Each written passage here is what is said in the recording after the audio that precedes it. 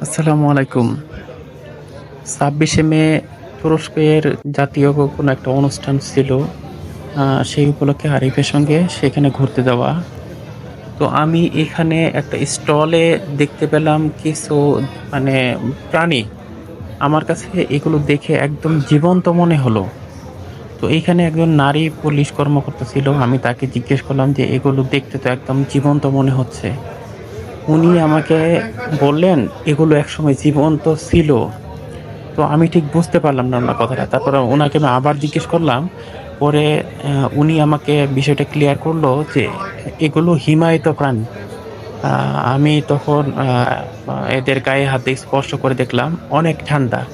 তার মানে এগুলো কোনো এক সময় হ্যাঁ, জীবন্ত ছিল। আর এগুলো এমনভাবে সংরক্ষণ করা যে দেখে মানে আমি একদম অবাক হয়ে গেলাম। আ মানে খুবই ভালো লাগলো। খুবই আ কোথায় খুবই ভালো লাগলো দেখে।